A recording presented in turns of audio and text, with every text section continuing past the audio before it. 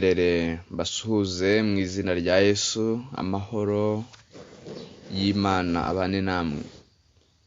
Mureke dukomereze hamwe iki gitondo twiga nk'uko bisanzwe igitabo inama ku mirire n'ibyo kurya. Turi ku gice cya 23. Ni igice gikomeye cyane, ni igice bamwe bashobora kumva bakarakara, ariko ibyanditswe bitubwira ko muri Hoseya iryo somo reka ndisome. Niba ari ijambo ry'Imana rigukomerekeje, humura, burya uwadukomerekeje ni nawe uzatwomora. Muhanuzi Hoseya igice cya 6 murongo wa mbere haranditse ngo nimuze tugarukire Uwiteka, kuko ari we wadukomerekeje kandi niwe uzadukiza, niwe wadukubise kandi niwe uzatwomora. Ayo magambo nyasomeye ko hari benshi babasha kumva ibi bintu bakumva ni nk'ubushotoranyi, ariko muzirikane ko ari ijambo ry'Imana. Rero igice cya 23 kitubwira inyama, ibindi kuri proteine. Noneho uyu munsi tugiye kureba ingingo ivuga ngo indwara z'amatungo n'ingaruka zazo. Ni kuri page 390 y'iki gitabo, ni ku kagingo ka 666. Uyu munsi turareba ingingo ebyiri gusa, ubwo ni iyo ngingo mvuze n'akagingo ka 667. Dutega amatwi. Indwara z'amatungo n'ingaruka zazo ni izihe? Umva uko umuhanuzi avuga.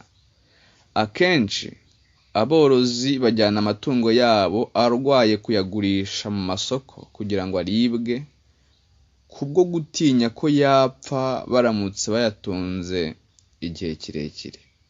Kandi akenshi bamwe mu buryo bukoreshwa kugira ngo ayo matungo agaragare ko ameze neza, nibwo buyatera uburwayi. Kuba nta mucyo n'umwuka mwiza abona, agahumeka umwuka wahumanyijwe n'imyanda yo mu biraro, akenshi utewe n'ibyo kurya byaboze, ahita ahumana agafatwa n'uburwayi. Akenshi amatungo ajyanwa ku masoko ya kure, maze akamererwa nabi bikabije mbere y'uko agera iyo ajya. Akurwa mu nzuri yarishagamo, akurizwa imodoka, agakoreshwa ingendo ndende ku zuba, mu mihanda y'ivumbi y'urujya n'uruza rw'imodoka, agahura n'ubushyuhe kandi akananirwa cyane. Akenshi akamara amasaha menshi adafite ibyo kurya n'amazi. Ayo magorwa y'amatungo aba agiye kubagwa kugira ngo abantu bashimishwe n'izo ntumbi. Uyu ni umuhanuzi ubivuga bavandimwe, ntabwo ari ibitekerezo by'umuntu. Abantu benshi bicwa n'indwara zitewe akenshi no kurya inyama.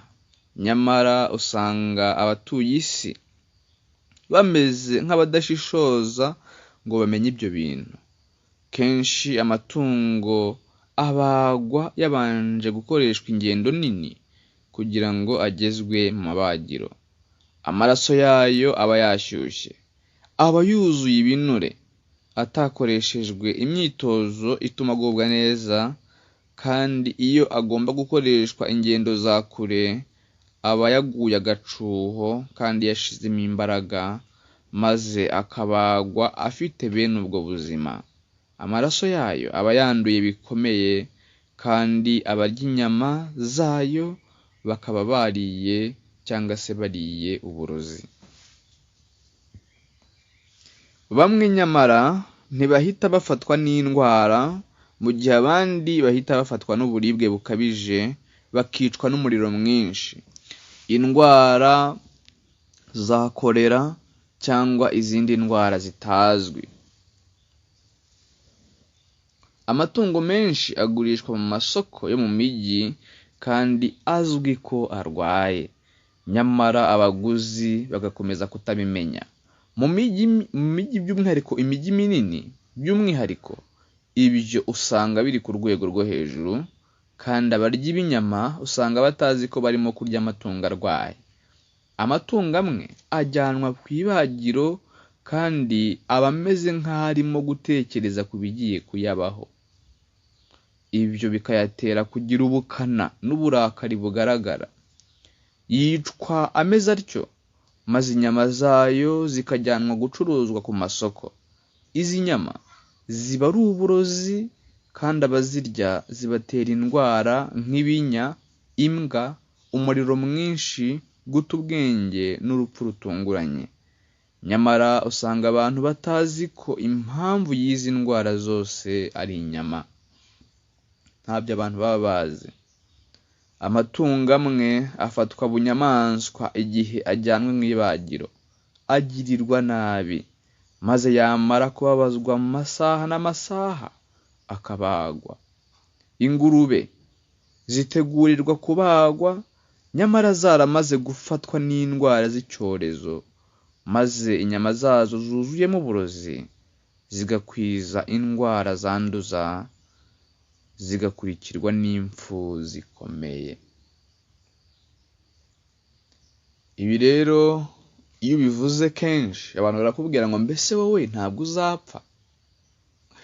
Ese abantu bose bapfuye bishwe nuko bariye inyama?